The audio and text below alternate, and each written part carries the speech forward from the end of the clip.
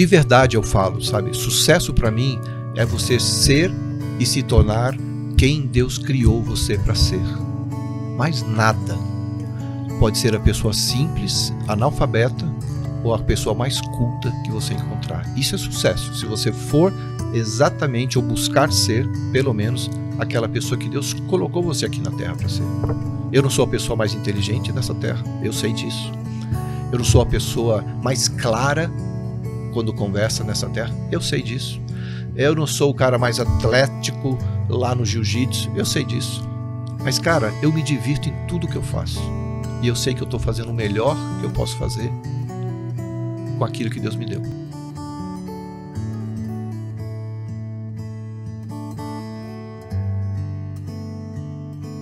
Fala, turma! Sejam todos bem-vindos a mais um episódio da A Chave, um programa voltado a relacionamento, histórias, testemunho. E o objetivo aqui desse bate-papo é extrair uma chave e através dessa chave você mudar ali o seu momento de vida. E hoje nós trouxemos Marcos Camargo, um cara incrível que eu conheci recentemente. Quando a Fabi e o Wesley vieram aqui, eles já falaram, você precisa trazer o Marcos. E aí eu fui lá conhecer o projeto da ONG, do Jiu-Jitsu, acabei sendo muito bem recebido pelo Marcos, e aí eu fiz o convite. Marcos, seja bem-vindo, muito obrigado, viu? Prazer é todo meu. Marcos, vamos começar. Eu costumo fazer aqui, eu quero te conhecer desde lá de trás, então a gente vai vindo construindo juntos.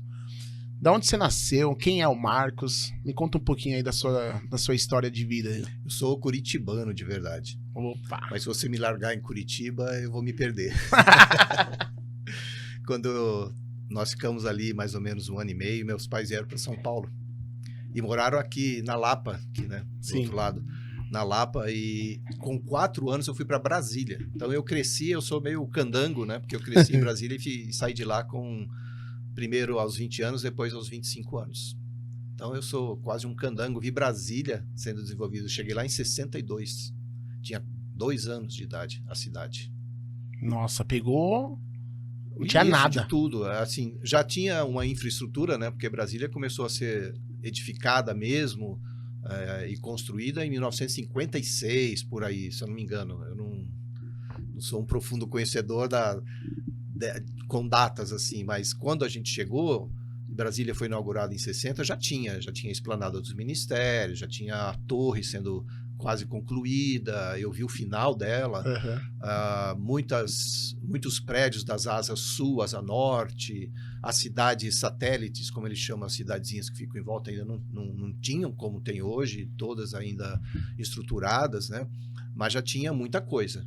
E o bonito foi ver crescer, né? Muitos dos prédios que hoje estão lá, das árvores, eu chego lá hoje, quando eu volto para Brasília, de vez em quando eu vou lá, eu estranho a vegetação, porque quando eu morava lá, as árvores não eram tão grandes. Sim. Né? E hoje cresceu tudo, então isso é uma coisa que me impressiona.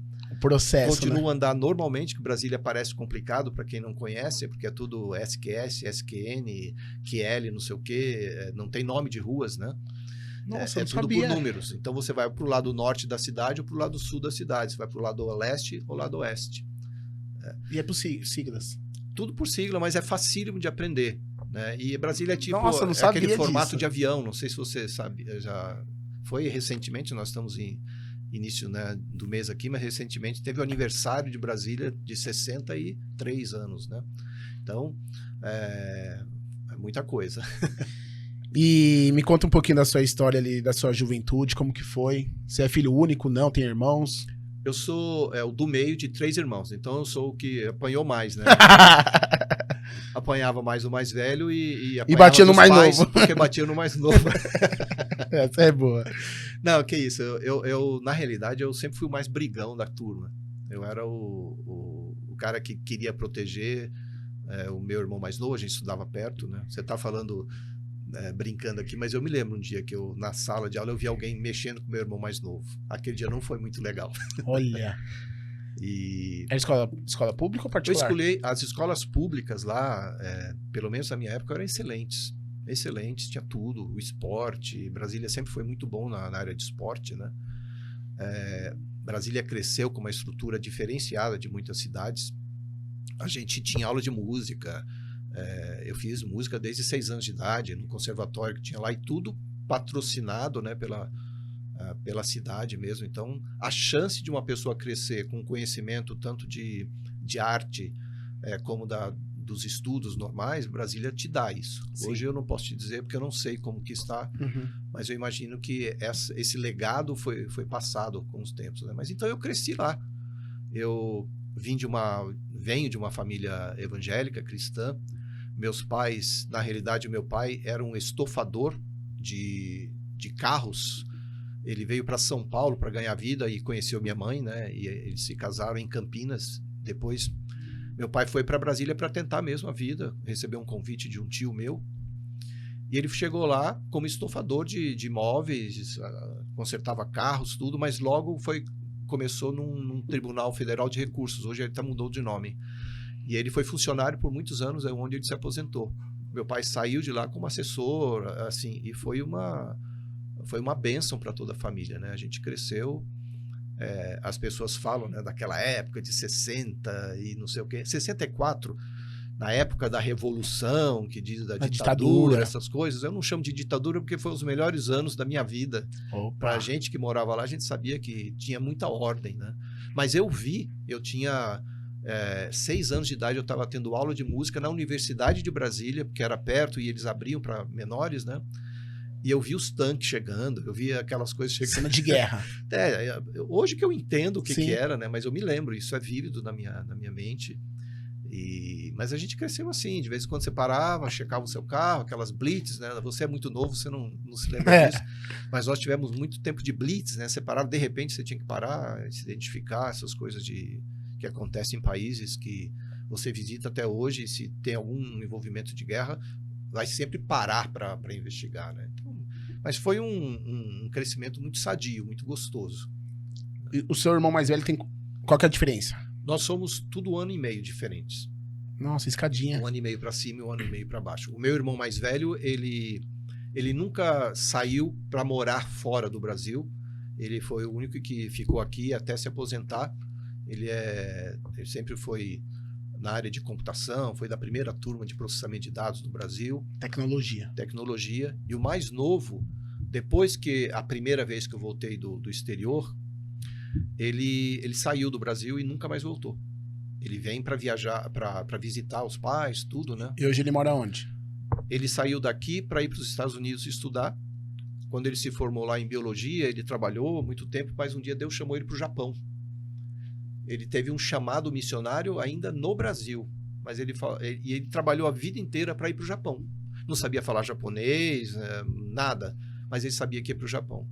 E aconteceu isso, porque eu fui, eventualmente, morar também nos Estados Unidos para estudar, e quando eu voltei, ele me ligou e falou assim: Marcos, eu vou para o Japão. Eu falei: mas como? Vai ser gerente de um laboratório, você está bem de vida financeira? Ele falou assim: se eu não for, eu morro. Nossa. Porque eu sinto que eu tenho que ir. E ele tinha 2 filhos na época. Até eles não tiveram mais filhos, mas eles têm a Sara e o André. E ele foi, e eu me lembro que ele me falou assim: eu tenho que ir, senão eu morro. Eu falei: mas quando você vai? Ele falou: daqui 2 semanas. Eu falei: mas 2 semanas? Ele falou: não, Deus falou para eu ir. Já tinha largado o emprego, colocado nas mãos de Deus, assim, porque foi um chamado muito forte, mas ele já tinha trabalhado mais de 20 anos para isso, né? E 1 semana antes de ir para o Japão, ele não sabia onde ele ia ficar. Daí ele recebeu uma ligação de um jogador de futebol que estava lá na época, eu não me lembro o nome dele, que falou assim: eu fiquei sabendo que você está vindo para o Japão, eu vou te receber na minha casa. Nossa. E a partir dali, ele começou a vida missionária dele, meu irmão. No Japão. Foi ele, a esposa e os 2 filhos. Loirinhos, chegava na escola, todo mundo ficava passando a mão.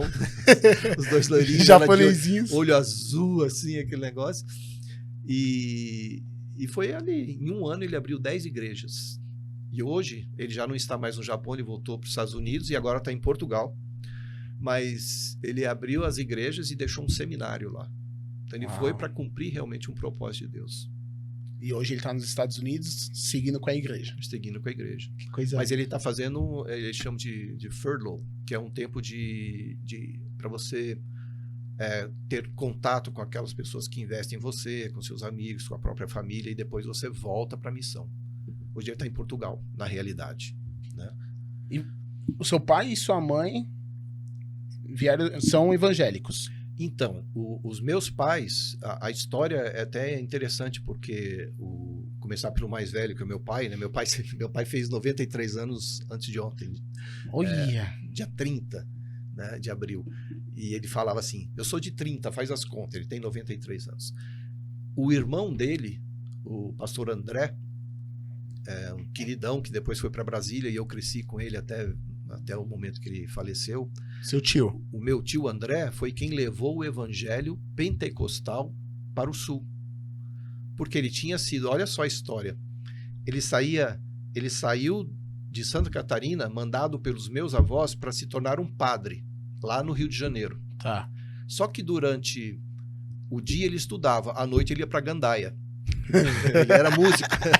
Então ele se meteu em tanta encrenca que ele pegou uma doença, eu não sei se foi tuberculose, alguma coisa assim, e daí ele foi expulso, obviamente, do seminário católico, e ele foi para um barco de uns amigos catarinas lá para morrer. Ficou deitado lá doente, não conseguia mais nem cantar, nem para Gandaia, nem para a escola. Até que chegou um missionário e orou por ele, e ele foi curado. Cara, passou um tempo, ele voltou, daí já restabelecido, restaurado, voltou para o sul e começou ali um trabalho. Nossa. Então foi já vem da família essa questão. E os pais, exatamente, e os pais da minha mãe, que são pastores. Do meu pai, não, eles eram católicos também. O meu tio que os ganhou para Jesus, então. Meu avô primeiro queria matá-lo, né? Expulsou ele quase expulsado do estado. Mas depois aceitou, porque o meu avô também ficou doente e depois ficou curado. Nossa. Então, assim, a família sempre teve esses encontros, né? O meu avô, ele foi um pastor de Sorocaba, tradicional, no estado de São Paulo, na realidade, e trabalhou com ministérios aí até o final da vida. Eu não quis nunca ser pastor. Na realidade, quando me ofereceram a oportunidade de subir, de né, ministrar na igreja... Não, ministrar eu sempre ministrei. Por conta da sua profissão, ou não? Eu era estudante, mas eu estava na igreja, eu tinha um propósito de vida que é compartilhar com alguém que está do meu lado. Eu não tinha muita ideia de como fazer, mas os jovens da igreja, nós nos juntávamos, pagávamos um programa de rádio. Então vamos lá, fazer 30 minutos de programa de rádio. A gente fazia. Só pode 5 minutos? A gente prega em 5 minutos, não tem problema. A gente reunia, cada um bancava e ia fazer. Tá. Um dia... quando eu fiquei sabendo que estavam querendo, na igreja ordenava diácono, presbítero, essas coisas, daí quando falaram isso para mim, eu peguei minha transferência da universidade e saí do Brasil, porque eu não tinha intenções eclesiásticas, né, na minha vida. Eu sempre fui um cristão, mas eu falei, deixa eu fazer do jeito que eu estou fazendo, que tá bom. Só que Deus sabe melhor do que a gente, né? Então até... A pressão do homem sempre... Por isso que fala que o fardo é leve, o jugo é leve, o fardo é pesado, né? Por quê? Porque a gente, às vezes, acha que a nossa administração é melhor, o jeito que a gente sabe fazer é melhor, né? Quando eu trabalhava, eu cresci, você perguntou, em Brasília eu cresci, tinha tudo para ser um homem de negócios, tinha pais que bem estabilizados, sabe? Não era nada, uma classe média, estudando, estava na universidade, fazendo tudo o que precisava fazer para ter sucesso na vida, né? Mas no fundo do coração, Deus falava comigo que tinha algo melhor e maior do que aquilo que eu tinha pensado. Até o dia que aconteceu isso, que outras coisas aconteceram, mas Deus, eu estava trabalhando, para você ter uma ideia, trabalhava também na área de processamento de dados, à noite, no Unibanco, lá em Brasília. Passava a noite trabalhando, de segunda a sexta. E um dia à noite, Deus falou comigo no trabalho. Eu peguei o papel e comecei a escrever tudo que Deus estava falando comigo. Assim, assim, assim. Eu tinha 6 meses de casado. Tinha tudo, né? Tinha casa já tinha carro, uma esposa dedicada, tudo. Mas Deus falou comigo, eu liguei para minha esposa de manhã, eu estou indo para casa, a gente precisa conversar. A gente conversou, falou, vamos sair do Brasil, por isso.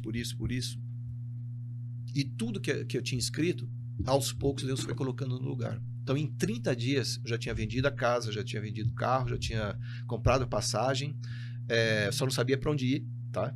Mas a passagem eu tinha comprado nos Estados Unidos, porque eu sabia que eu queria estudar lá, porque eu estava já estudando aqui, mas eu queria me formar na área que eu sabia que ia ser melhor para eu usar para Deus, que era telecomunicações, e no Brasil não tinha ainda. Isso quando? Que ano? Agora você vai fazer eu voltar em 1984. Caramba! Você já tinha nascido? Não. Não, sou de 90. 1984. Eu tinha 24 para 25 anos. É isso mesmo. 25 anos. E a gente pensou. Minha esposa, ela tinha...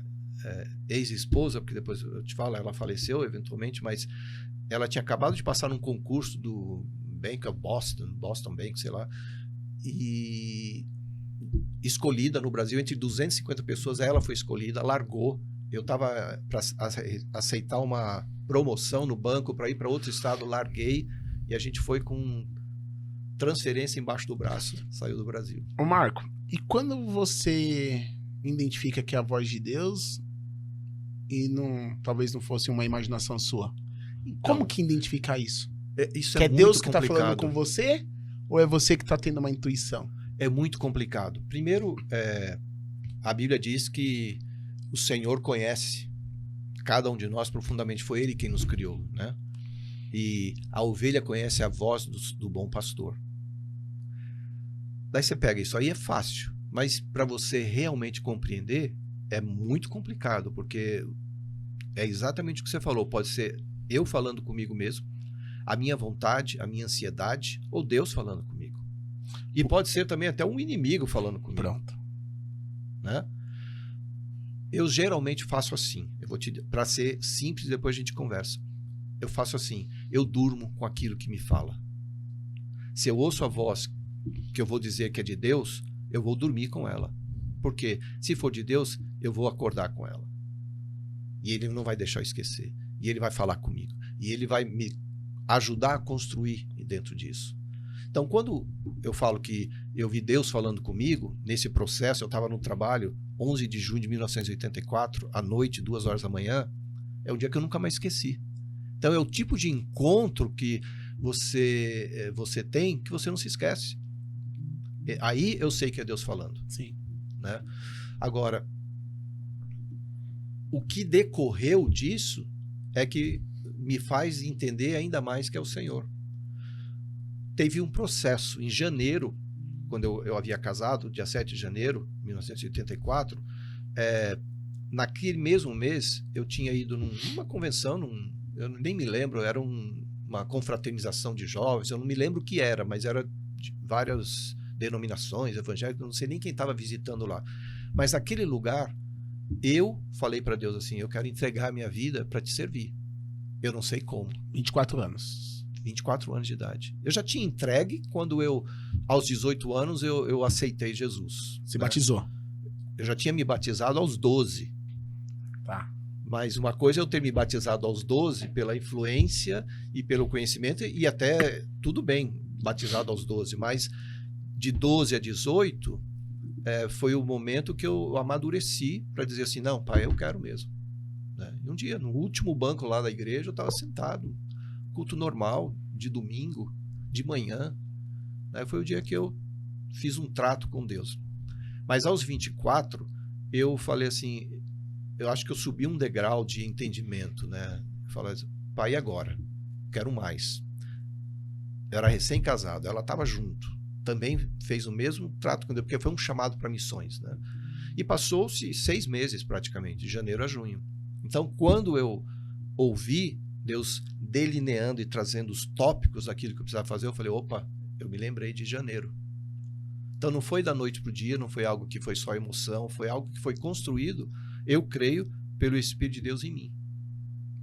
E aquela construção me fez assumir aquele momento. Só para você ter uma ideia, minha mãe é uma pessoa de oração, desde que eu a conheço, não é perfeita, como nenhuma mãe é, mas nos amam a ponto de acordar todos os dias, sei lá que horas, 5 da manhã, 6 da manhã, desde que eu conheço meus pais, para orar pelos filhos. Nesse dia, eu também liguei para ela. E quando ela atendeu, ela falou assim, Deus falou com você, não foi? Quando ela falou assim, eu falei, mãe, falou, por isso que eu tô te ligando. Ela falou, você vai sair do Brasil. Nossa. Ela já conhecia a minha história, já sabia que eu estudava inglês para aprender mais, já tinha ido para os Estados Unidos. Nesse período, eu já tinha passado 1 ano antes dos Estados Unidos. Fiz um curso lá em San Diego, na Califórnia, que eu fiquei praticamente 8 meses. Então, não era algo que ia acontecer de surpresa. Mas Deus estava construindo isso. Só que eu estava entrando... em 79 eu fui para os Estados Unidos a primeira vez, tinha 19 para 20 anos. Quando eu voltei, eu já voltei com o coração aberto, né, para trabalhar para Deus, mas eu comecei a me entranhar novamente com negócios, provavelmente com política, amigo meu que depois que eu saí de lá concorreu a governo de Brasília, então eventualmente eu ia estar envolvido com outras coisas, mas Deus tinha planos diferentes. O seu projeto era seguir ali mundo profissional, para a área política? Mundo profissional, ser empresário, e política eu não tinha nada, mas eu sabia que ia acontecer. Porque a gente já tinha um programa de televisão, já tinha programa de rádio, já era conhecido na cidade, já tinha... e até então não tinha votação em Brasília, né? Depois é que teve. E aí Deus tomou um outro rumo. Deus me tirou de lá. Te mandou para os Estados Unidos. Passei 10 anos fora. Nesse período foi quando eu estudei e tive os relacionamentos, né, que eu precisava ter para fazer o que eu estava fazendo lá. Me formei na área de telecomunicações e trabalhei de freelance para todo mundo, no mundo inteiro. Aqui pra Globo, aqui no seu dizer currículo que nós recebemos, fala sócio coach da R122, R122? R122 é uma empresa de desenvolvimento de pessoas. Tá, a gente já volta nela aqui. Tá. Aí fala que você foi credenciado pela Federação Internacional de Coach. ICF, International Coaching Federation. Boa. Isso... Que ano? Isso foi em 2015. Tá. Aí aqui fala que você é formado em liderança em San Diego. Por qual entidade? Na primeira vez que eu saí do Brasil, em 79, olha só como que são as coisas. Eu tinha acabado 18 anos, tá. Eu te falei que eu realmente me entreguei para o Senhor. Aos 19 anos, eu estava trabalhando, eu já estava trabalhando com processamento de dados no Serpro, e minha mãe me ligou, eu era solteiro, né? Falou, hoje lá na igreja vai um grupo dos Estados Unidos escolher pessoas para oferecer uma bolsa de estudo. Só que eu trabalhava à noite. Falei, como que eu vou? Falei, mãe, faz um favor para mim, pega o formulário, alguma coisa. Eu não vou poder ir. Eu sei que aquela organização foi e entrevistou mais de 70 pessoas naquela noite. Minha mãe pegou o formulário e me deu, eu preenchi e mandei direto para os Estados Unidos. Eu fui o único de Brasília que foi. Nossa, mas como? Eu preenchi e Deus abriu as portas e eu fui. Fui o único de Brasília que foi convidado para receber essa bolsa. Outros do Rio de Janeiro, outros de São Paulo, do Norte, do Nordeste. Mas então, de Brasília foi só você? Foi só eu. Então eu fui para fazer esse curso de liderança, né, com o Morris Cerullo, o World Evangelism, né, que eles tinham uma escola que eles abriram e foi maravilhoso. O meu primeiro contato com fora do Brasil, aprender a língua, não sabia nada de inglês, sabia muito pouco, mas eu estava disposto a aprender e aprendi rápido. E então foi um momento tremendo, porque nós tínhamos ali 600 pessoas, 60 brasileiros, e o resto era de todo o mundo. Então tinha africanos, tinha japoneses, tinha indianos, tinha americanos, tinha assim de tudo, coreanos, da África, vários países da África. Então foi um momento de você conhecer realmente o corpo de Cristo, né? Treinar com eles, cantar com eles, sair com eles, jogar bola com esses caras. Eu tinha 20 anos de idade. O que você mais aprendeu nessa época? Nessa época, o que eu mais aprendi foi que, primeiro, Deus não está preocupado com seu status. Deus quer o seu coração. E uma das coisas que eu precisei descobrir lá é o quanto eu precisava entregar meu coração para Jesus. Porque até então eu vinha de denominação, vinha daquele negócio já estruturadinho, né, tudo bonitinho, e Deus estava chacoalhando a estrutura na minha vida. Chacoalhando a estrutura para eu sair dela, não porque tudo é ruim, mas ele estava trabalhando a minha vida. E aquela estrutura ele sabia que eu não ia aguentar. Tá. Eu não Pra sou o tudo cara que que viria. consegue sentar 8 horas numa sala e ficar ali 8 horas parado, Sim. estudando, trabalhando. Eu faço isso de várias formas, né? Então Deus, ao mesmo tempo, o mesmo paralelo eu faço para minha vida com Deus. Eu não ia aguentar a estrutura. Deus precisou me balançar. Então eu conheci pessoas de todos os lados, de todas as religiões cristãs, evangélicas, que se reuniram e Deus falou assim, olha, o que eu quero é o teu coração. Se eu tiver o teu coração, o resto eu posso fazer. Que é a dificuldade que eu vejo hoje que Deus tem na maioria das pessoas. Que a partir do quebrantamento do coração, que alguém vai poder fazer alguma coisa para Deus. Eu posso fazer para mim, posso fazer para alguém, posso fazer para alguma organização. Mas para Deus, se o meu coração não estiver centrado nele, não vai dar certo. Esses dias eu estava estudando o Pablo. E você acompanha o Pablo Marçal? Pouco, mas já ouvi falar dele. E aí ele falou uma questão que entra de acordo com o que nós estamos conversando. Que a primeira coisa que Deus faz na pessoa é o coração, né?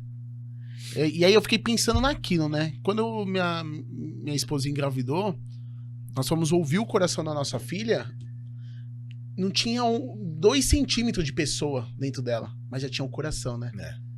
Então, Bonito, né? se a gente parar pra pensar, assim, meditar e mergulhar na palavra, tudo e a única coisa que o Senhor quer, de fato, é o nosso coração. Porque é o que, teoricamente, foi a primeira coisa que ele coloca dentro da semente. Eu tenho 3 filhas americanas. Quando eu tinha 2, a terceira, nós ouvimos o coraçãozinho dela por 9 meses. No dia dela nascer, a gente não escutou o coração dela. A minha esposa, a Flávia, me chamou para levá-la para o hospital para ter o bebê. Mas a gente chegou lá, o coração não estava batendo. E a gente perdeu a nossa terceira filha. Então, eu sei exatamente o que é querer escutar o coração de alguém e você não poder escutar. Você imagina Deus querendo escutar o coração dos seus filhos. E às vezes os filhos trancam o seu coração. E ele não pode escutar. Não é que ele não pode, ele não tem essa permissão, né? Eu costumo dizer que Deus tem a fechadura, o nosso coração tem a fechadura só por dentro. Sou eu que abro, sou eu que fecho. Deus só vai poder trabalhar, escutar, fazer alguma coisa se eu abrir, né? Então foi um dos dias mais marcantes da nossa vida. E ela era qual? Da ordem aí, dos filhos? A terceira. Nós tínhamos 2 filhas. As 2 nasceram lá em Tulsa, Oklahoma. Eu sou formado pela Oral Roberts, que é uma universidade evangélica muito grande. Você estudou teologia? Quando você estuda nessa universidade, você faz teologia paralelamente com o seu curso.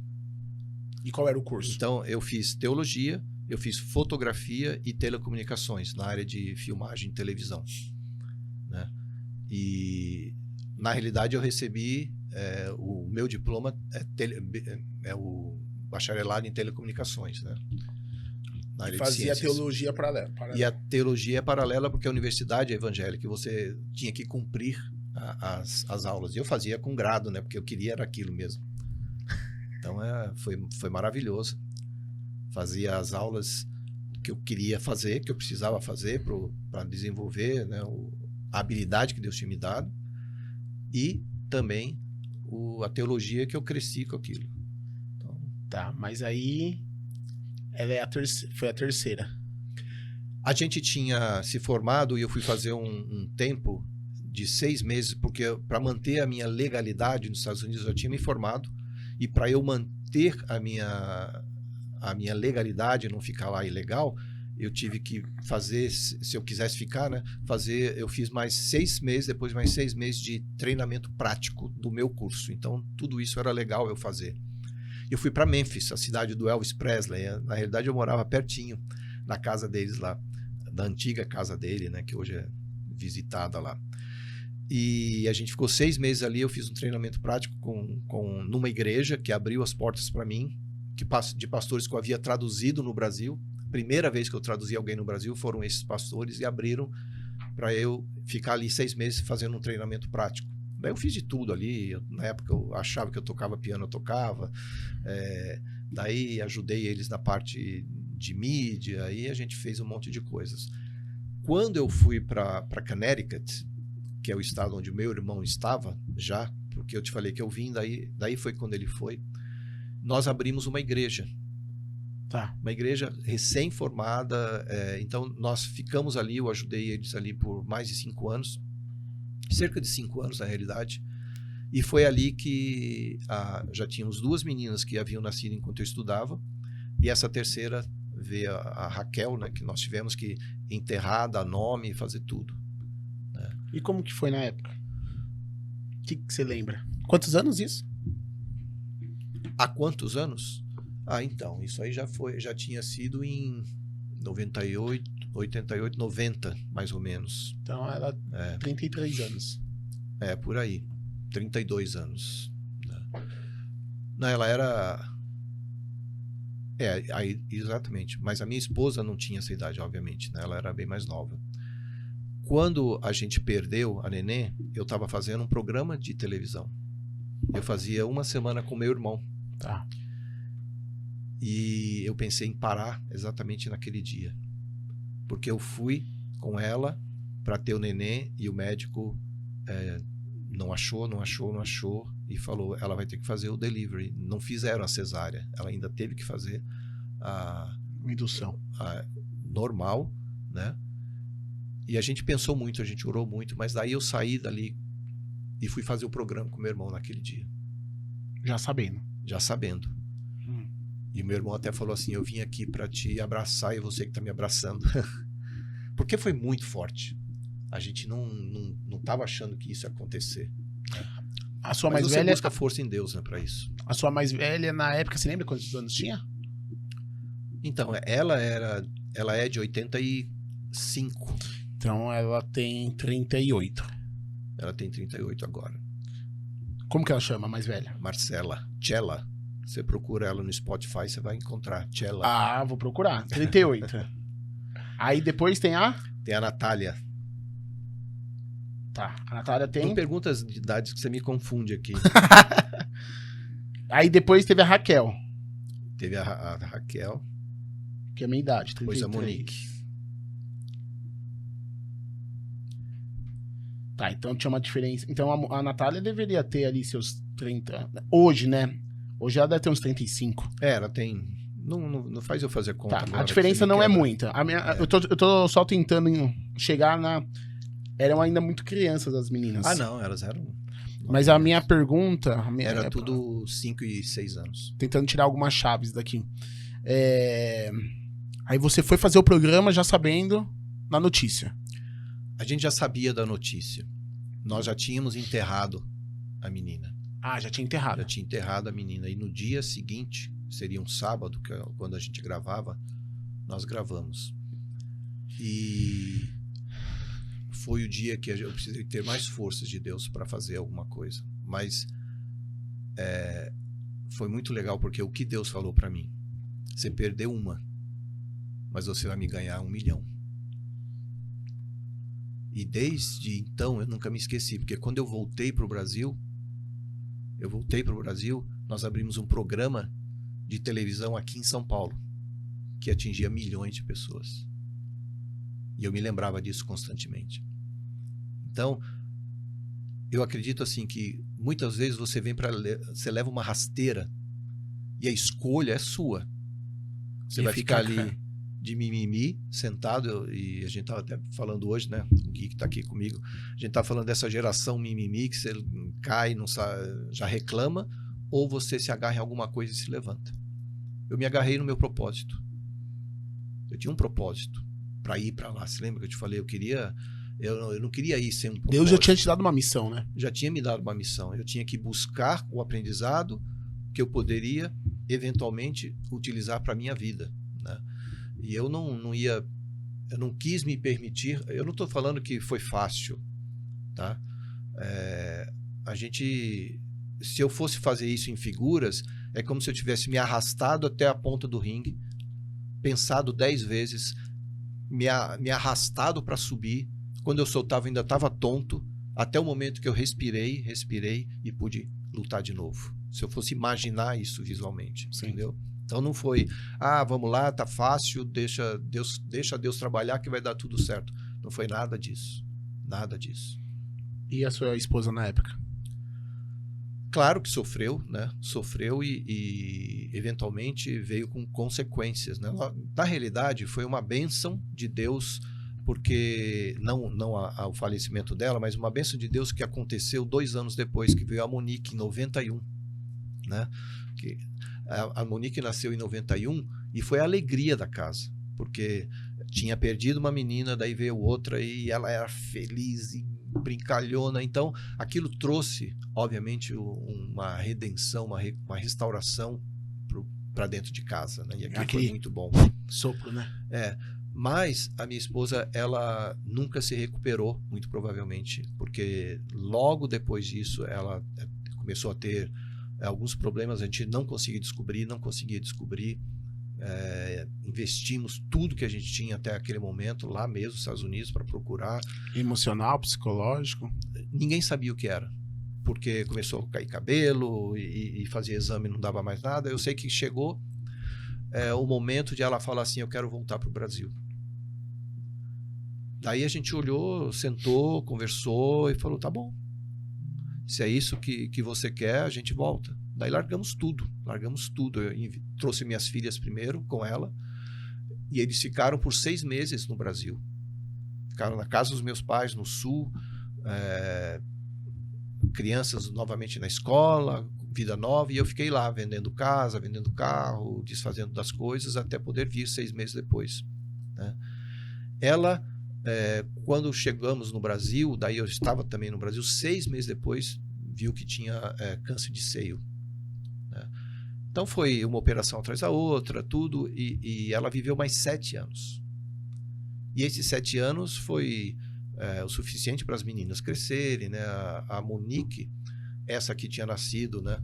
Quando a mamãe faleceu, ela tinha de 6 para 7 anos, se eu não me engano. A Natália tinha de 12 para 13 e a Marcela de 14 para 15. Caramba, Marcos. E eu me vi com 3 meninas lindas, minhas filhas são lindas, mas sem saber administrar isso, né? Sem saber cuidar. Eu sempre viajei muito. Nessa época eu viajava demais traduzindo no Brasil já.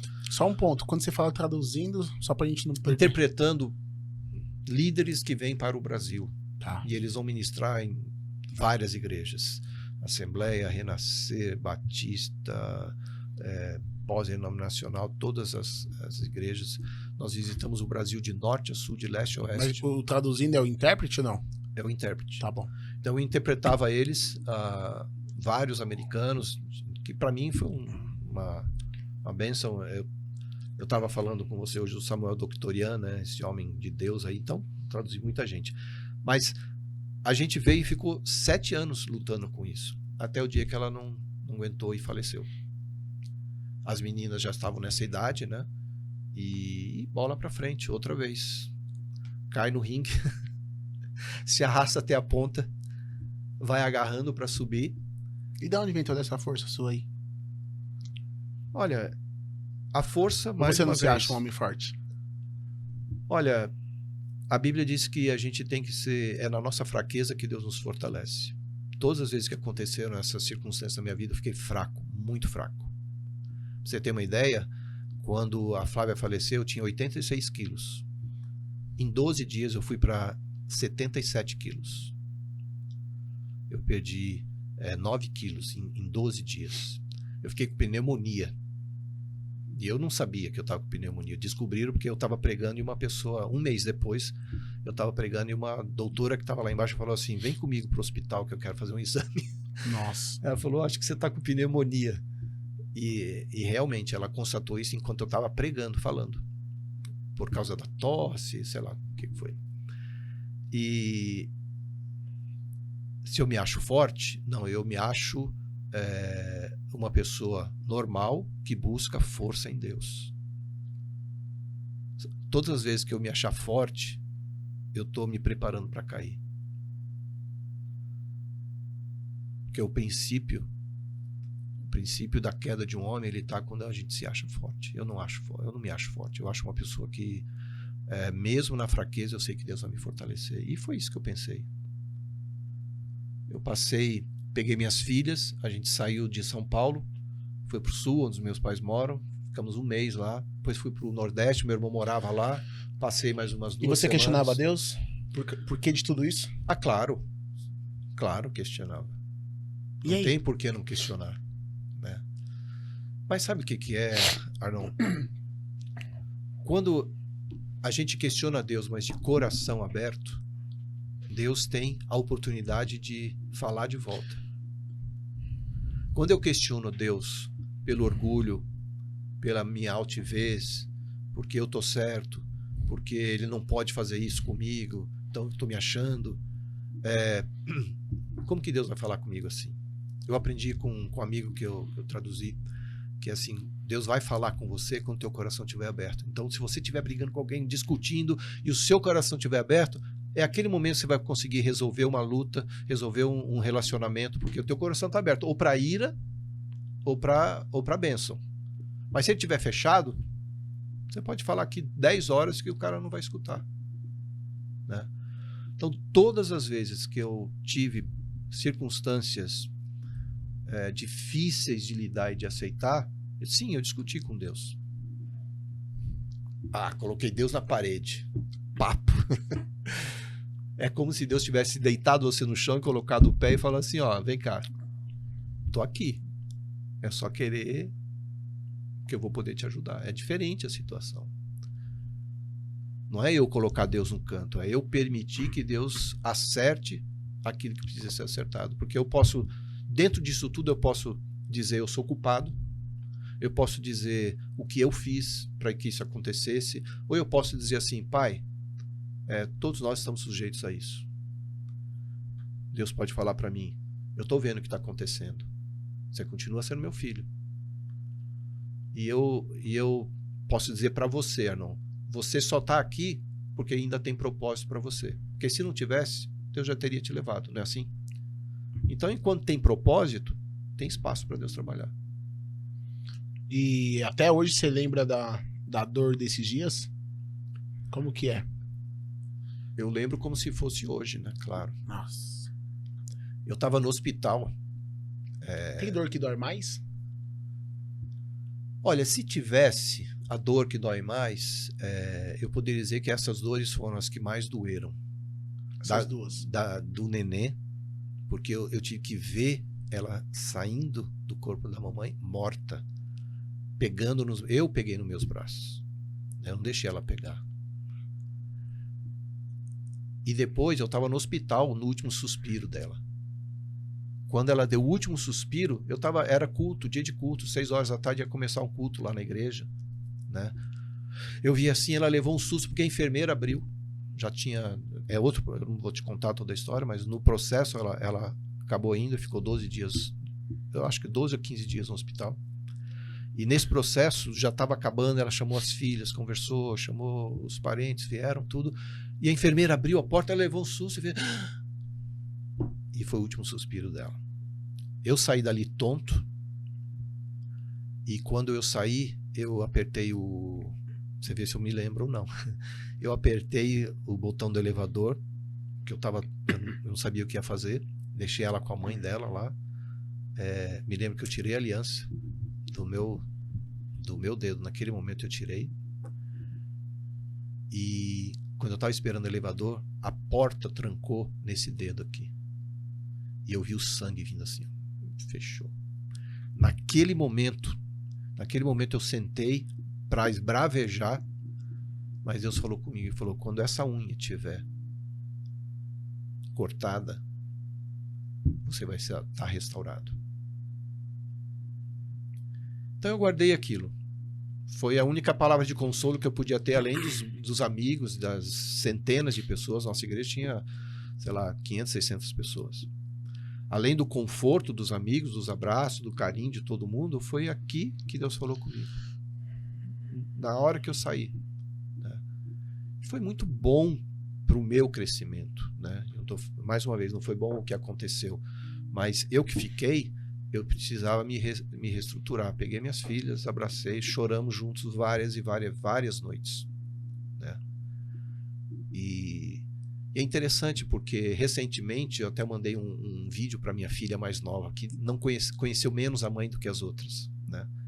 Contando das coisas que ela queria ouvir da mãe dela. E a gente lembra isso hoje, é claro, da saudade. As meninas cresceram sem ter essa oportunidade. Mas é assim que se vive, irmão.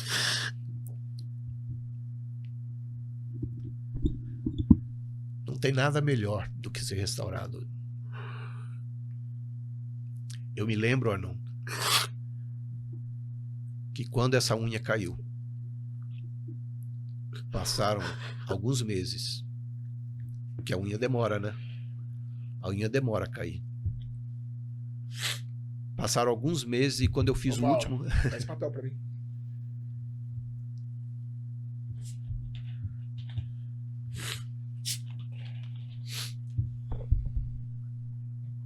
A gente não tinha planejado de falar sobre isso, né? Você assistiu o podcast do Wesley? Assisti.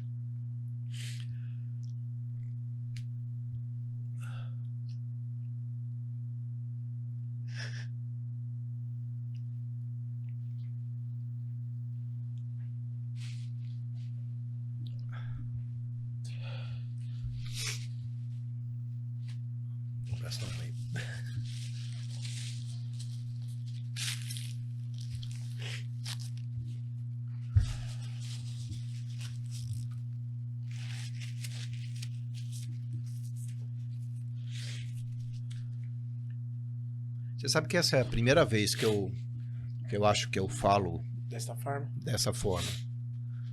Por quê? Não, nunca tive... Nunca foi provocado? Nunca fui provocado. Eu falei já muitas vezes, mas aberto assim.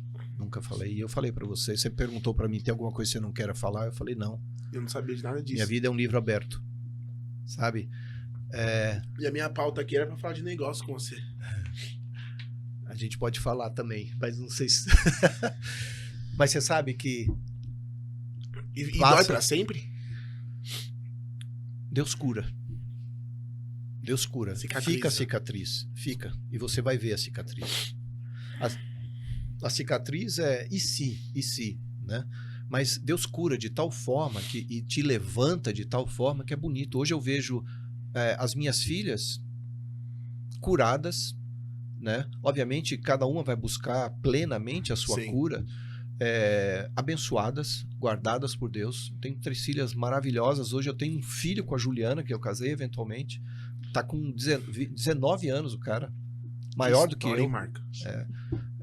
Então, Deus pega a tua história que tá lá em frangalhos, quebrado, você quebra o vidro todinho, e Deus, acho que ele sopra com calor e ele faz outro copo, outro vaso, outra taça, Sim. seja o que for. Entendeu? Então não tem nada. Eu pego a minha história para dizer assim: não tem nada que o diabo tenha feito para te derrubar que Deus não possa fazer e trazer de volta para te levantar. Nada nessa terra. Não é a morte, não é relacionamento, não é mentira, não é traição, não é nada que vai segurar você de poder ser abençoado por Deus. Eu podia ter uma escolha. Aí eu quero ir junto. Pô, me mato e vou junto. Vou junto, não vou nada. Né? Eu me lembro nesse dia que quando eu ouvi de Deus, eu vou te restaurar, quando esse sangue sair daqui, eu fui pro carro, eu socava meu carro. Tive ali o meu momento com Deus. A partir dali, Deus começou a me tratar. Começou a reconstruir novamente aquilo que precisa ser construído. Eu te digo uma coisa, tudo que você vai fazer de coração aberto para o reino, vai ter contestação. O evangelho é de contestação. O nosso evangelho é para deixar o cara no canto. cara que está confortável com o evangelho, confortável com a igreja, confortável com a situação dele, esse cara não deve ser nem chamado de crente. Porque talvez, muito provavelmente, não esteja vivendo o propósito de Deus. Porque a luta vem. Nesse mundo tereis aflições. E eu não estou dizendo que o crente só vai viver tendo aflição, mas eu estou falando, se você está dentro do propósito, você está brigando com gente grande. Espiritualmente falando. E espiritualmente falando, nós temos alguém que é maior do que esse que vem para contestar aquilo que a gente está fazendo por Deus. Então são coisas que você vai ter que enfrentar. Mas em algum momento você achou que não teria mais força? Que você falava assim, meu, não dá.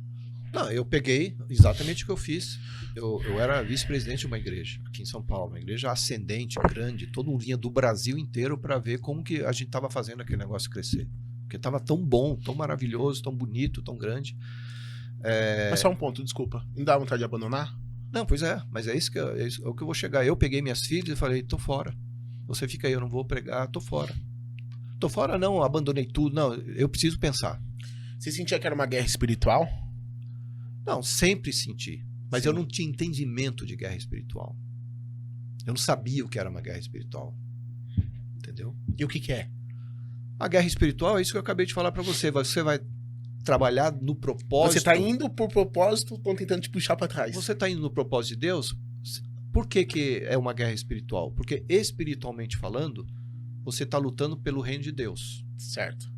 Quando você luta pelo reino de Deus, tem alguém lutando por outro reino. E o outro reino está dizendo assim, esse cara não, essa não, ele não, eles não, aquilo não. Vamos atacar. E por que que parece, com pessoas boas, de luz, pessoas que obedecem, são mais difíceis? Porque destroem mais as fortalezas do outro lado. E eu não estou falando que eu tenho isso. Estou te dizendo assim, qualquer pessoa que tem um propósito definido por Deus, a vida dela vai ser uma vida de contestação do outro lado. Tem gente que vai maravilhosamente bem até o momento, até a hora que Deus permite ela pensar assim, porque o diabo vai sempre pensar assim, o que eu posso fazer para ele parar? O que eu posso fazer para ela parar? O que eu posso transformar agora para essa pessoa não ter força? Esse é um inimigo tentando atacar você. Tá? A Bíblia ela é muito clara quando ela mostra os discípulos de Jesus caminhando, falando a verdade, traduzindo exatamente aquilo que Jesus falou, e o cara que estava escutando, ouvindo outra coisa. Né? Hoje eu estava lendo sobre a vida de Saulo, né? Desculpa, não de Saulo, de Estevão. Estevão, ele era um cara amado, conhecido, conhecedor da palavra, falava para as pessoas, todo mundo gostava. Daí ele foi preso, porque ele estava falando de Deus, de Jesus Cristo, né? No momento quando os fariseus não queriam que ele falasse. Ele foi levado para o Sinédrio. E ele começou a falar em Atos 7, se não me engano, Atos 7, desse Jesus. E ele contou a história, Atos 7, se você quer conhecer a Bíblia, lê Atos 7, ou Romanos 8. Tá? Atos 7 conta a história da Bíblia, desde Gênesis até Jesus Cristo, que é exatamente a pregação de Estevão. Daí quando ele terminou, e terminou obviamente em Jesus Cristo, os caras ouviram toda a verdade, e tudo aquilo eles entendiam que era exatamente o que aconteceu, porque Estevão, ele contou a história da Bíblia, história das gerações, né? De Gênesis, e foi até Jesus Cristo. Mas quando ele falou do poder e autoridade de Jesus, os caras se iraram. Guerra espiritual. Sim. Porque a mentalidade desses caras não estava na verdade, estava naquilo que eles queriam que acontecesse. Né? Então, você pode levar isso para política, você pode levar isso para um relacionamento dentro de casa, você pode levar para qualquer lado. Sim. Se você vai falar a verdade e o coração daquela pessoa está fechado naquilo que ela crê que é a verdade dela, acabou. Não tem conversa, não tem negociação. E como que foi sua conexão quando você foi pela primeira vez para Israel? com toda essa história aí? Eu fui antes, a primeira vez. Ah, tá. A primeira vez eu fui, não sei se você já deve ter cantado algumas músicas do Asaf Borba. Sim. Então, Asaf Borba e eu, nós somos amigos desde a nossa juventude. Nossa! Eu fui visitá-lo em 79, eu estava falando com o Gui hoje. As conexões, as ligações, né, você chama de chaves que Deus coloca na sua mão. Quando eu fui para os Estados Unidos, eu fui pastoreado pelo pastor dele, o Erasmo Ungaretti, que faleceu há poucos anos, amado meu. Então, eu era um jovem de 19, 20 anos. Eu já cantava lá num grupo de louvor da escola, viajava a Califórnia todinha, para cima e para baixo, enquanto os outros brasileiros ficavam lá no canto. Eu estava lá com o grupo, me envolvi no grupo. Mas eu chegava à noite, antes de abrir minha porta, eu tinha um recadinho do pastor Erasmo falando para mim. E ele escrevia, ele fazia como se fosse um capítulo da Bíblia. Ele pegava um versículo e desenvolvia para eu crescer espiritualmente. Ele me ajudou muito. Quando eu voltei... Na minha igreja chama recitativo. Quando eu voltei, eu fui visitá-lo. E daí eu conheci o Asaf. E o Asaf estava lançando o primeiro LP dele. Nossa. LP, não é CD, não é cassete. Era o disco que colocava disco na máquina desse e colocava tamanho. a agulha. Eu levei 12 LPs embaixo do braço e ajudei a distribuir em Brasília. Daí, pronto, ele começou, fez em outros lugares e ele hoje deve ter seus 200 e tantos CDs, gravações, seja o que for. E você e eu cantamos músicas dele na nossa igreja. E eu fui para Israel com ele. Ele chegou, Marcão, vamos para Israel. Eu já tinha produtora quando eu voltei. Então as histórias se conectam aqui, porque eu voltei, te falei que eu voltei com a Flávia dos Estados Unidos, eu abri uma produtora na igreja. Na época nós investimos uma nota, $100 mil na produtora, foi uma bênção. E Asaf veio e nós fomos para Israel juntos.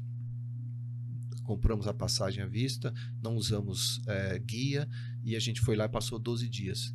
Isso foi o maior problema para nós. Estou te falando isso porque Israel, geralmente você vai com um guia turístico, Sim. Você compra prazo, e você faz reservas de hotéis, porque senão você é terrorista, né?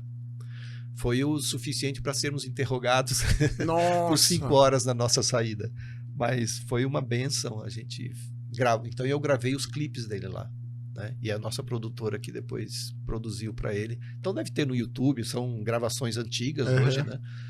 Isso aí eu tô falando deve ser 96, 97, por aí. Você tava não, você já tinha 7 anos. Eu tinha 7 anos.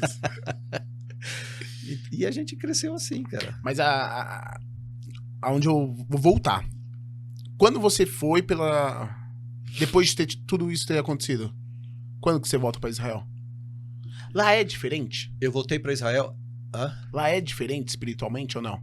Você sente isso ou não? Não. Lá é um lugar onde você busca uma conexão diferente com Deus, mas não é diferente. Lá é feio. Você vai para Israel e fala assim, só Jesus para amar esse lugar. Só Deus para gostar desse lugar. E é isso mesmo. Não tem beleza em Israel. E foi por isso que Jesus escolheu, por isso que Deus escolheu colocar Jesus lá. Para dizer assim, ó, eu pego isso aqui que não tem beleza e transformo em riqueza, transformo em bênção. Israel é a bênção que é hoje porque Deus colocou a mão sobre aquela nação. Eles não tinham água, não tinham nada, mas você sai de Jerusalém, você vai pro lado do Jordão ali, se você tem essas renites, você pega uma renite forte. Por quê? Porque a mudança é de deserto para uma floresta linda. Nossa. De tanta transformação que houve naquele lugar. Você olha Israel e você olha a Jordânia, que é do outro lado, sabe? E outros lugares ali, fora de Israel, seco, sabe? Como é Israel? Mas onde Israel põe a mão para plantar, floresce. Eu tive um ataque lá de renite, que eu achava que ia morrer lá, quando eu fui com a Asaf. Tá? E eu fui curado lá. Eu sempre falo, eu fui curado lá, porque se Deus não tivesse me curado, uma das melhores gravações que a gente fez, eu fiz com esse ataque, tendo esse ataque de renite. Louco. Foi no Monte das Bem-aventuranças ali.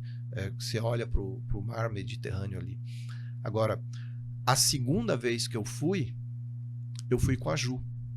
Você está falando, quando que eu fui depois para Israel? Daí eu já era casado novamente. O Lute, o nosso filho, tinha 1 ano e pouco. A gente chama de Lute, mas o nome dele não é Lute. Não, mas ele chama como? Luiz Felipe. Às vezes as pessoas nem sabem. Por que Lute? Quando eu conheci a Ju, que também tem uma história longa por trás, a gente pulou aqui, e a gente começou a falar, né, de ter filhos, tudo. Ela ficou assim: pô, você já tem 3 filhas, né? Será que vai ter? Eu falei: não, eu quero ter. Eu não tenho um homem ainda, Deus vai me dar um homem, né? E ela falou: eu sempre quis ter um filho e o apelido dele vai ser Lute. Eu falei: como assim? Ah, não, mas você tem um apelido, mas não tem o nome? Como que é? L-U-T-T-I. Então, a gente... É como a gente escreveu, tá? Nós que demos o nome, a gente escreve do jeito Pronto. que quiser. E foi legal, porque as meninas eventualmente ajudaram a dar o nome dele, né? Porque ela queria que fosse Luiz Otávio, daí teve votação em casa, não deu, vai ser Luiz Felipe, então. Daí foi. Então Luiz Felipe. Um rei e um evangelista. A Ju, você conheceu ela depois de quanto tempo de luto? A gente casou 1 ano e pouco depois que a Flávia tinha falecido. Ela já era da nossa igreja. Eu não a conhecia. Eu era o único pastor que ela não conhecia. Ela conhecia 2 filhas, né? As minhas filhas, mas não me conhecia. E eu a conheci num retiro de jovens da nossa própria igreja. E a gente, claro, você conheceu, para mim foi muito estranho, tudo muito estranho, porque você, por um tempo, você vive com aquele ghost, né? Aquele fantasma: o que eu estou fazendo, quem sou eu, que hipócrita, que isso, que aquilo, né? Você se auto-julga pelos sentimentos que você tem. Mas Deus foi me tratando, eu conversei com muitas pessoas, fui realmente adotado por pessoas que me ajudaram bastante. Esse processo? Eu tinha um amigo que ele já faleceu, inclusive, ele já era bem idoso. Ele falou: Marcos, eu tenho um caderninho aqui de pessoas que querem falar com você, mas eu tô separando, eu tô julgando. Na realidade, eram as moças que queriam falar comigo. E ele ficava... Mas a questão não é nem essa. A questão é que quando eu fiquei sozinho com as meninas, eu pedi para Deus. Eu falei: sim, Pai, eu quero que o Senhor tire de mim, do meu coração, se eu tiver que casar novamente. Eu não estou fazendo questão disso. A única coisa que eu quero é que o Senhor me diga se eu vou cuidar dessas meninas e como eu vou cuidar delas. Só o que eu pedi para Deus. Eu não pedi para casar com alguém. Agora eu falei: se o Senhor vai me apresentar alguém, tem que ser alguém. Esse foi meu pedido de... Eu não sei se foi certo ou não, mas eu falei: essa menina precisa falar a linguagem delas.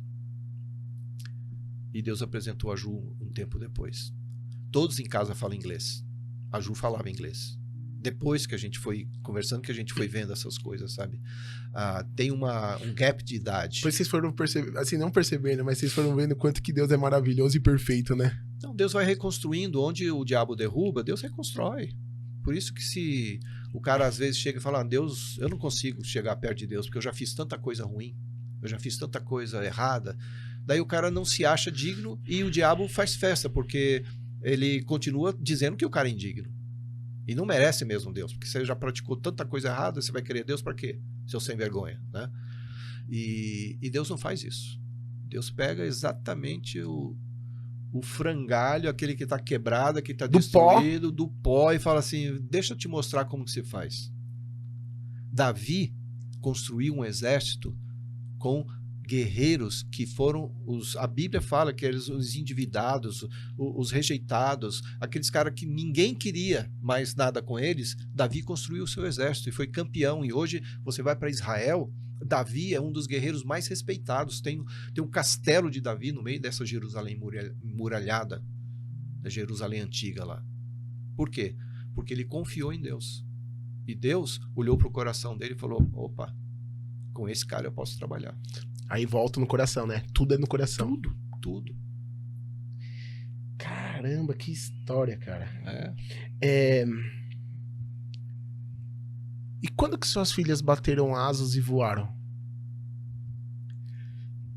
Rapaz, Me ensina, É vai. interessante isso, porque o pai... Naqueles momentos você ficou muito próximo, pá, protegeu. E de O repente, primeiro como menino foi? que bateu na minha porta no escritório para dizer que estava gostando da minha filha, ele saiu com diarreia. O Valtinho. Ele chegou, Marcão. Eu falei, eu não sou Marcão não, cara. Porque eu já sabia, né? Pai sabe antes. Alguém me contou antes, né? Daí chegou, bateu na porta, ela falou, Marcão. Eu falei, que Marcão, cara? Ai, Hoje é meu o queridaço, Deus do céu. eu amo o Valtinho, casou, tá com filhos, mora nos Estados Unidos. Mas é o seguinte, as meninas, as 3 nasceram lá, então elas têm dupla nacionalidade. E a mais velha, a Marcela, que sempre quis ser cantora, tem CD gravado, tudo, ela ganhou uma bolsa da Souza Lima aqui para estudar lá na Berkeley de Boston. E ela, mas antes disso, ela foi para os Estados Unidos para tentar, 16 anos de idade.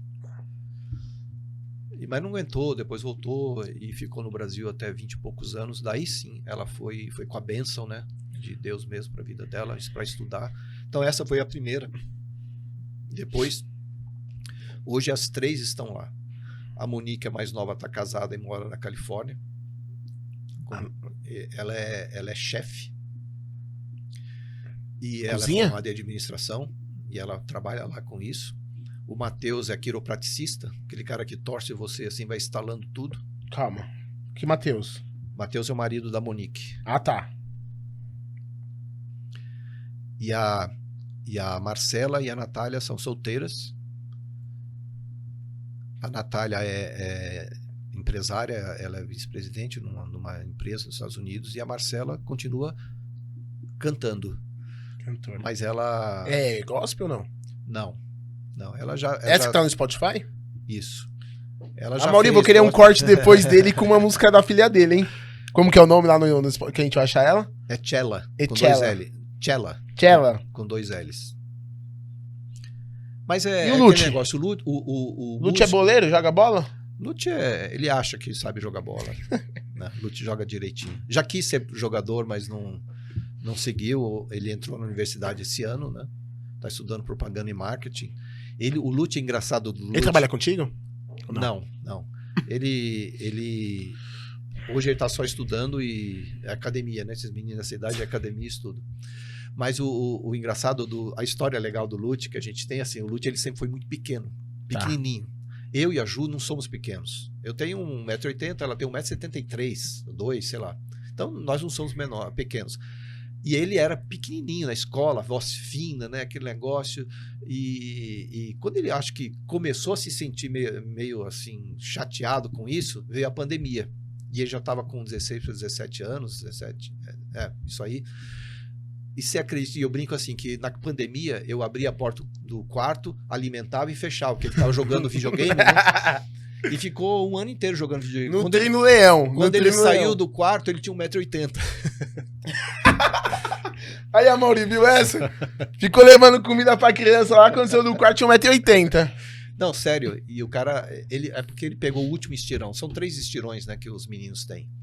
E ele pegou o último. Os amigos dele, da igreja, tudo, sempre os maiores, e vieram primeiro. E o dele foi no final. Olha. Então hoje ele tem, acho que 1,83 m, sei lá, 1,84 m, não sei. Um cara bem grande. E tá fazendo academia, tudo. O cara ainda tá na fase do eu sou o melhor, eu me acho. Mas Deus vai trabalhar já com ele. E aí hoje, conheci muito bem do Marcos, pessoa física. E hoje você tá à frente de quais negócios? Na realidade, eu cortei os negócios. Desde a pandemia, nós tínhamos uma editora. Eu fechei a editora. Nós tínhamos a editora por 20 anos. E fizemos muitos livros para grandes amigos, vários títulos. O nome é Willem Books, WILLEM Books. E a gente teve que fechar mais pelo fato de que a sociedade, a cultura mudou um pouco, né? As pessoas não leem tanto fisicamente e estão lendo mais eletronicamente. E a gente, ao contrário de transferir todo o nosso know-how para o eletrônico, eu decidi focar o meu tempo em outras coisas, né? Tá. E então eu fechei a editora, eu era presidente da ICF, que é a International Coaching Federation, aqui em São Paulo, que é uma organização profissional dos coaches formados, mas coach de verdade... Tipo Paulo Vieira? Ou não? Não. As nossas formações são um pouco mais demoradas, elas duram mais ou menos 7, 8 meses de formação de um coach, para depois ele ainda treinar. O que é o coaching na sua concepção? O coaching, na minha concepção, hoje o nome está muito depreciado, né? Tudo é coach. É coach, né? Não, o coach é o cara que pega você nesse degrau e te ajuda a chegar no próximo degrau. Esse é o coach. Se eu fosse simples assim, tá?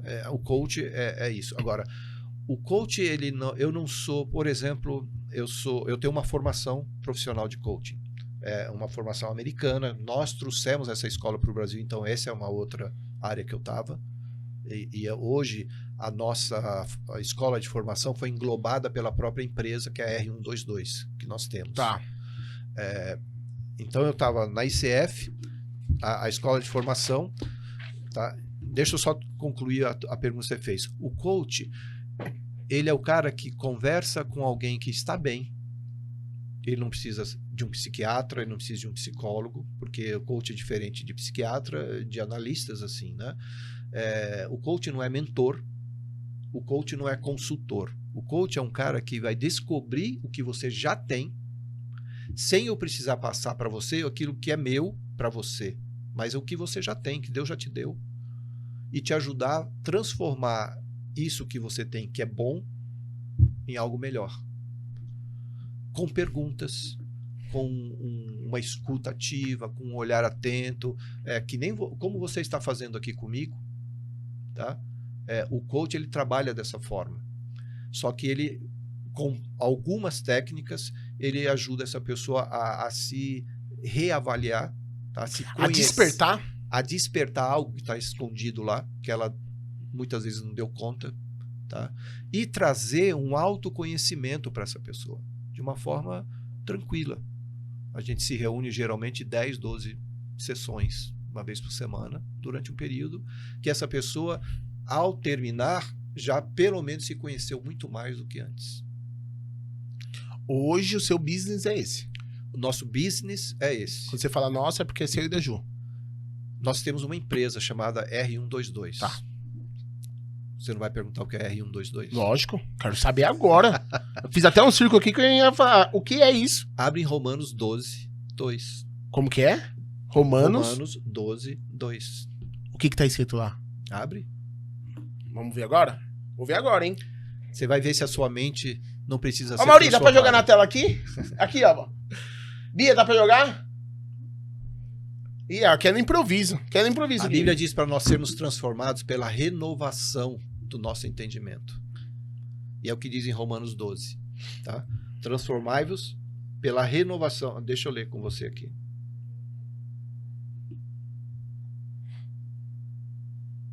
Não tem problema nenhum abrir a tela do computador aqui, tá? Se for assim. Olha aqui. E não vos conformeis com este século. Nós estamos neste mundo, nesse tempo aqui. Mas transformai-vos pela renovação da vossa mente. É mudança de mentalidade. O coach ajuda você a transformar o modo de pensar, o modo como você vê as coisas, tá? Para que experimenteis qual seja a boa, agradável e perfeita vontade de Deus. Então, R122, apesar de nós usarmos isso profissionalmente, no mundo dos negócios, com multinacionais, não importa se ele perguntar, ele vai saber onde nós estamos firmados e fundamentados. Tá? Romanos 12, 2. Eu não vou me conformar com a situação dessa cidade. Eu não vou me conformar com a situação desse país. Eu vou ser... Eu não vou me conformar com a minha situação atual. eu vou ser transformado na minha mentalidade até que eu busque e experimente qual seja a boa vontade do Senhor, a agradável e perfeita vontade do Senhor. Então, o foco que a Ju teve essa ideia a gente pensou, muitas pessoas falam, muda esse nome, muda, não diz nada, para nós diz tudo. R122 é o fundamento onde a gente se encaixa para trazer aquilo que Deus colocou em nós para pessoas do mundo. Que lindo. Não é uma igreja, é uma organização que busca ganhar tanto quanto a nossa, e a gente é um negócio assim maravilhoso, porque você começa uma sessão com alguém, e a gente não faz só coaching, tá? A gente faz de tudo ali. Tem desenvolvimento nós pessoal. Trabalhamos, a gente entra, porque o foco hoje é desenvolvimento pessoal do líder, da liderança, né, da empresa. Tá. Então a gente trabalha com as dores da empresa, a gente trabalha com reuniões com as lideranças e fala assim, qual é a sua dor maior aqui? São diferenças? Ou é todo mundo igual? Como que as pessoas vão poder pensar diferente? Os feedbacks, como eles são dados, como que você pode trabalhar com alguém que não entende você que é líder, como que você pode escutar melhor essa pessoa, trabalhar melhor com o seu parceiro, né, com o seu par, para desenvolver melhor a sua empresa. Então é isso que a gente faz. Customiza, né, transforma muitas vezes aquela customização, aquele trabalho que a gente fez ali em livros. A Ju hoje tem 2 livros, que são partes integrantes, né, também da... Meu, que interessante. E graças a Deus, com muita Era essa recepção... chave que eu tava procurando. Olha que engraçado. Achou. Eu tenho meu negócio, eu sento com vocês e falo o que eu acho que eu tô procurando. Ju, Marcos, tô passando por essa situação agora. Aí a gente discute o meu negócio e vocês vão me ajudando. Nós damos um feedback com aquilo que pode ajudá-los a desenvolver melhor ou descobrir aquilo que ainda não foi descoberto, para que todo time desenvolva não só aquilo que você espera, mas também a mentalidade individual de cada um. Porque E normalmente vocês pessoas saudáveis, a empresa também é saudável. E normalmente vocês fecham isso por sessão. Como que é o pacote, assim? Como que se fecha isso? Não, tudo é conversado. Ou você apresenta um workshop para o time e depois você faz follow-ups com pessoas que precisam conversar novamente para ver realmente se aquilo que foi decidido naquele workshop está sendo construído, está sendo trabalhado, está sendo desenvolvido. Então, a gente trabalha de diversas formas. Nós temos trabalhos especificamente para mulheres numa empresa onde só tem mulher. 90% são mulheres. Nós temos ferramentas que podem ajudar. Então, a gente constrói assim, eu tenho um grupo de supervisores que precisam de coaching. Então, o coaching ali vai ser o trabalho. Você vai pegar cada um de uma... a empresa teve uma fusão. Como que nós vamos colocar essas duas culturas e não derrubar a vontade dessas pessoas continuarem trabalhando corretamente, trazendo tudo que precisam trazer para a empresa. Tudo isso é trabalhado. A R122 já está há quanto tempo no mercado? 11 anos. Uau. 11 para 12, se eu não me engano. Vai chegar no número já do... Já, 11 anos. E hoje vocês atendem... A Ju foi advogada, né? Quando nós casamos, ela era advogada. 1 mês de casado, ela falou assim, eu não quero mais fazer advocacia. Eu falei, puxa vida, sou pastor, eu casei com você porque você é advogada, daí tem um equilíbrio. Não, e ela foi para de desenvolvimento meu pai humano. que pediu para eu fazer, que não sei o quê. Não, ainda... Primeiro ela foi... Mas, é claro, a gente brinca com isso, mas Deus foi construindo algo novo para ela. A Ju sempre foi de ajudar muitas pessoas e querer fazê-las crescer. Essa era ela. E, como advogada, ela só trabalhava com o problema dos outros. Né? Daí ela foi trabalhar como headhunter junto com ela uma amiga que estava abrindo uma headhunting, que hoje se tornou muito grande, até em São Paulo. E dali, alguém veio e fez coaching com as 3 sócias. Ela era uma das sócias. Ela falou, rapaz, é isso que eu quero. Boa. Esses caras vieram me ajudar, Marcos, eu vou fazer esse curso. Nós investimos naquele ano tudo que a gente tinha, tudo. E quando terminou o curso, ela falou assim, agora os primeiros 3 meses eu vou fazer de graça, porque eu quero semear isso na vida das pessoas e eu sei que Deus vai me abençoar. E ela trabalhou, ela fez assim, ela já tinha saído como sócia, e ainda quis trabalhar mais 3 meses de graça. Falei, tá bom o negócio, já investimos tudo aqui. Que negócio. E como ajudar e não se frustrar? Olha, eu tô vendo ali uma plantaçãozinha, não sei se é verdadeira, se é de plástico, não importa. Serve como exemplo. Quando você planta uma semente, você vem no dia seguinte colher o fruto. Então, eu acredito que essa deve ser a nossa intenção para tudo que a gente faz, porque senão a gente vai se frustrar, porque o resultado não vai acontecer de uma hora para outra. Quantos programas você já fez aqui na Chave? Um deles, em algum momento, vai atingir uma pessoa como você nunca imaginou na vida. Então, a frustração vem quando eu quero o imediatismo das coisas. Eu quero receber ontem, sabe? Agora, é claro que Salmo, acho que é 118, que diz assim, este é o dia que o Senhor fez. Vamos nos alegrar nele. Eu tenho que me alegrar nesse dia nas coisas que Deus me deu. Mesmo que eu tenha plantado algo aqui para colher daqui a 5 anos. Colher daqui a 10 anos. Hoje nós colhemos frutos de ela ter doado 3 meses na vida de outras pessoas. E assim vai acontecer.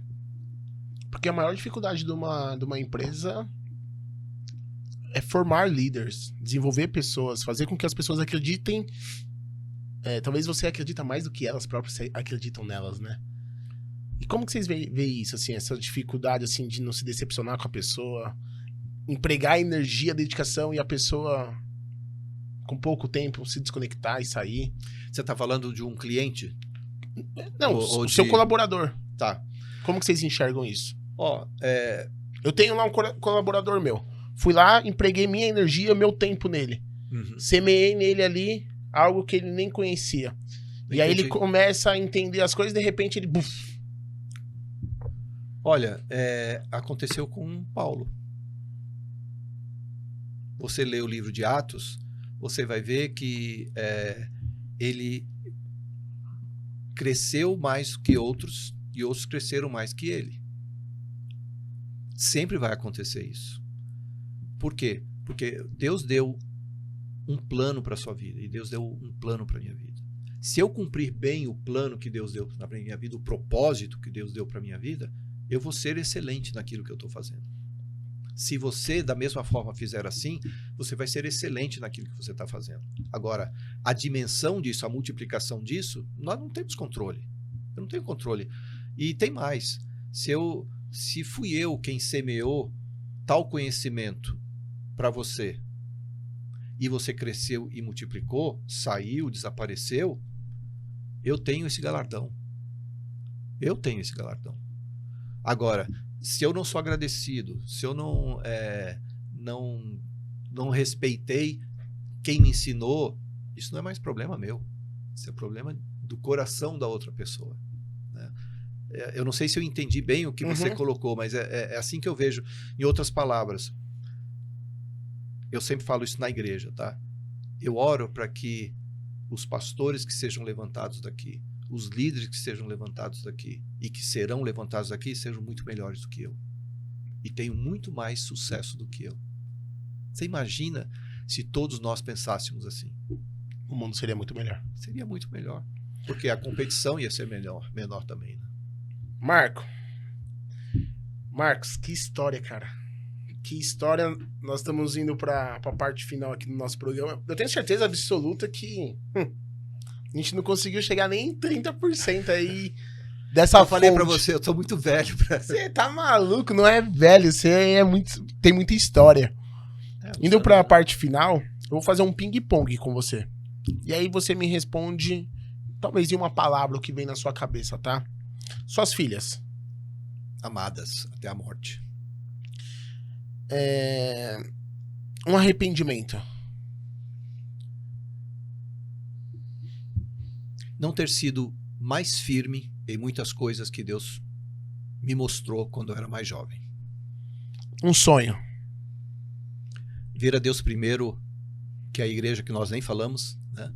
Mas ver a Deus primeiro espalhando-se em todos os condomínios da cidade.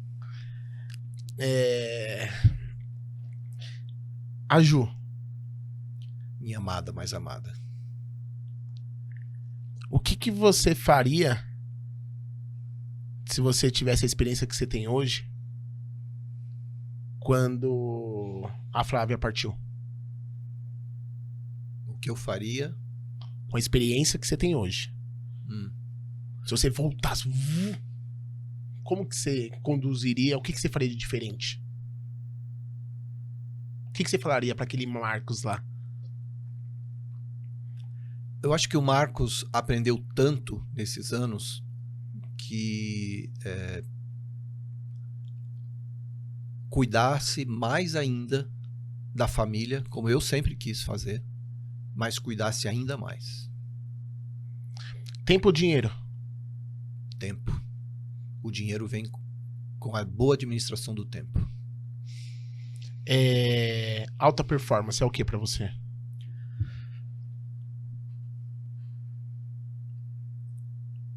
No aspecto físico, é você sempre se cuidar e fazer o melhor de si. Num aspecto geral, é você olhar para trás e ficar feliz com aquilo que você produziu, o seu legado. Se você pudesse deixar uma frase pra todo mundo, ao olhar essa frase e lembrar de você, que frase que você deixaria? Cara,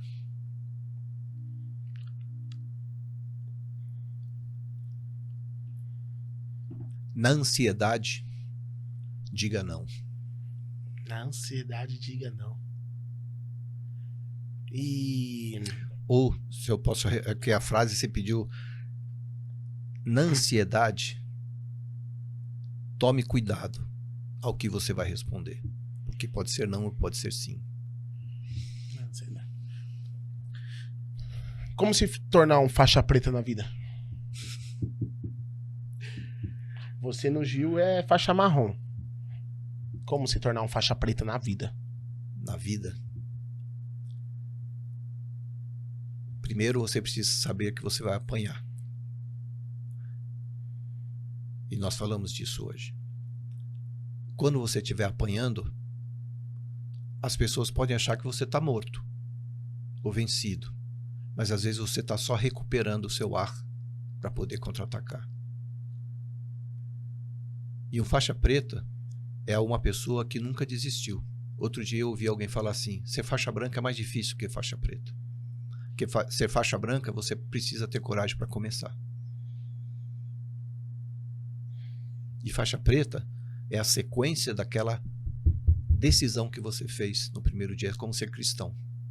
É difícil ser cristão e você tomar aquela decisão, mas uma vez que você toma, seja homem ou mulher, e vai até o fim. Boa. Lealdade. Não tem preço. O que você não aceita numa pessoa?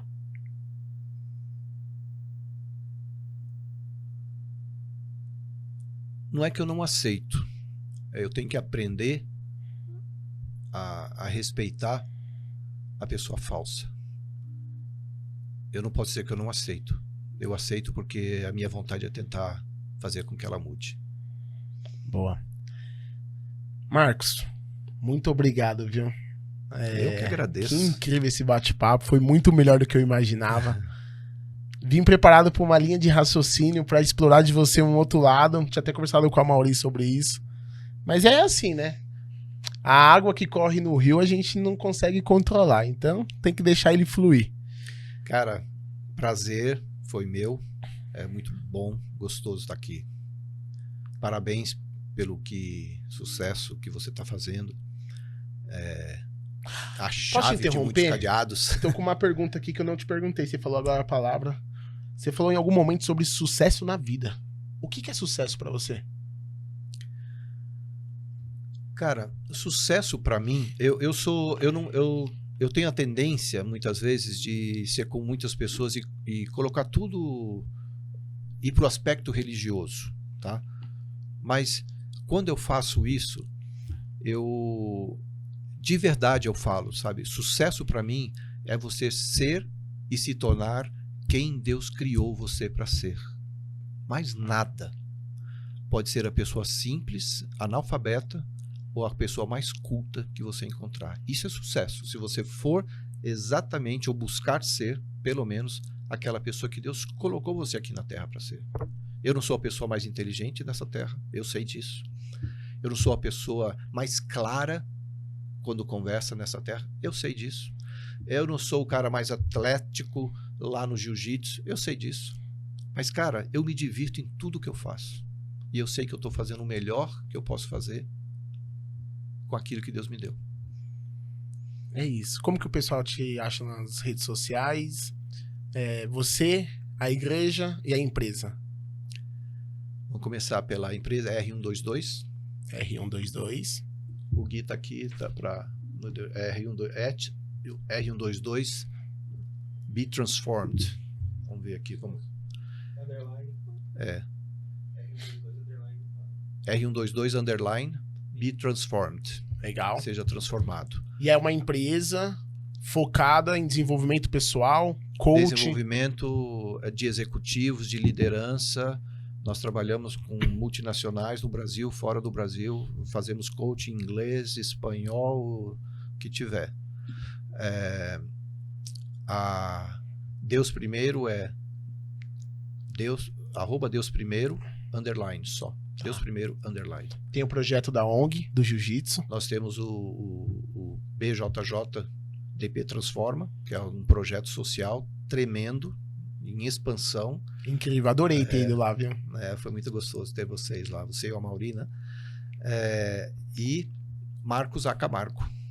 Boa. Consegui, porque eu fui um dos primeiros a me inscrever. Sempre antenado, né? Sempre antenado.